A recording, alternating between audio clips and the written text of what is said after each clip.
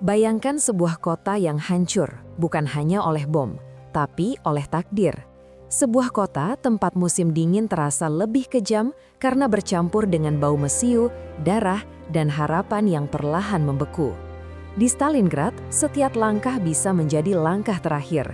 Setiap bangunan runtuh berubah menjadi makam tanpa nama. Di sana, manusia tidak lagi bertanya siapa yang benar atau salah. Yang ada hanya satu pertanyaan: apakah aku masih hidup besok? Pertempuran ini bukan sekedar bentrokan dua pasukan raksasa. Stalingrad adalah duel harga diri, pertaruhan ideologi, dan perang ego para pemimpin dunia. Jerman Nazi datang dengan keyakinan bahwa mereka tak terkalahkan. Uni Soviet bertahan dengan satu keyakinan yang lebih sederhana: mundur berarti mati, bertahan berarti mungkin hidup. Selama lebih dari 5 bulan, kota ini tidak tidur. Senjata tak pernah benar-benar diam. Tangis, doa, dan teriakan bercampur menjadi satu simfoni kematian. 2 juta jiwa, tentara dan warga sipil ditelan oleh kota yang namanya kini menjadi simbol penderitaan manusia paling ekstrim. Jika kamu ingin memahami bagaimana manusia bisa bertahan di neraka yang diciptakannya sendiri, maka kisah Stalingrad bukan hanya perlu didengar, ia harus disaksikan sampai akhir. Halo sahabat War Story, terima kasih sudah meluangkan waktu untuk menyelami kisah-kisah tergelap dalam sejarah manusia bersama kami. Jangan lupa subscribe channel War Story, nyalakan lonceng notifikasi, dan tuliskan di kolom komentar pendapatmu. Di titik mana manusia seharusnya berhenti berperang? Semoga kita semua diberi kesehatan, kekuatan, dan hati yang bijak dalam memaknai sejarah, bukan untuk mengulanginya, tapi untuk memetik pelajaran darinya. Stalingrad bukan kota biasa. Ia berdiri di tepi Sungai Volga, jalur kehidupan Uni Soviet. Bagi Hitler, merebut Stalingrad bukan hanya soal strategi. Ini tentang simbol. Kota yang menyandang nama Stalin harus jatuh sebagai penghinaan moral dan bukti keunggulan Nazi. Serangan udara dimulai tanpa ampun, mengubah apartemen, sekolah, dan rumah sakit menjadi puing-puing. Ribuan warga sipil tewas, bahkan sebelum pertempuran darat dimulai. Langit Stalingrad dipenuhi asap hitam, seolah matahari pun enggan menyaksikan apa yang terjadi di bawahnya. Ironisnya, kehancuran itu justru menguntungkan pasukan Soviet. Reruntuhan kota menciptakan labirin mematikan. Tank Jerman kehilangan keunggulan. Setiap gedung menjadi benteng, setiap lantai menjadi medan tempur. Stalingrad tidak jatuh, ia berubah menjadi monster yang menelan siapapun yang mencoba menaklukkannya. Pertempuran berubah menjadi apa yang disebut tentara Jerman sebagai Rattenkrieg, perang tikus. Pertempuran jarak dekat brutal, dari satu kamar ke kamar lain. Pisau, granat, dan tangan kosong digunakan saat amunisi habis. Tidak ada garis depan yang jelas, siang dan malam kehilangan makna. Tentara tidur di antara mayat, makan di bawah tembakan sniper, dan bertempur di suhu di bawah 0 derajat.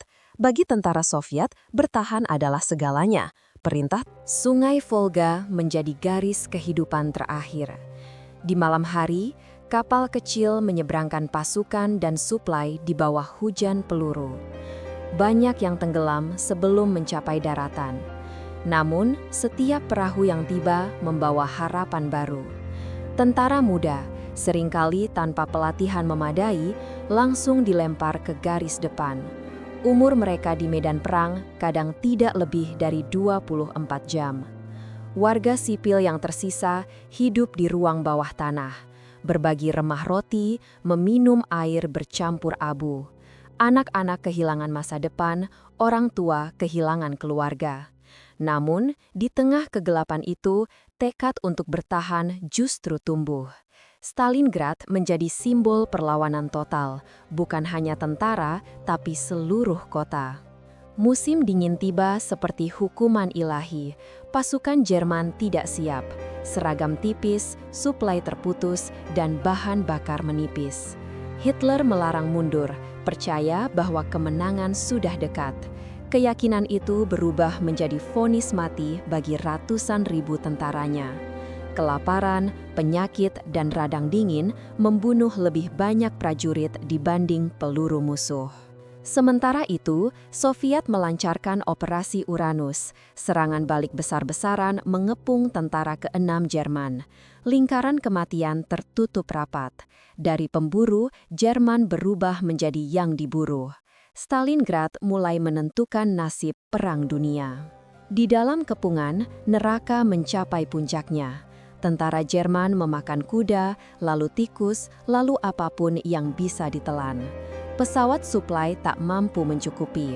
Harapan menyusut seiring suhu drop. Surat terakhir ditulis dengan tangan gemetar, banyak yang tak pernah terkirim. Kematian menjadi rutinitas, tubuh membeku berdiri.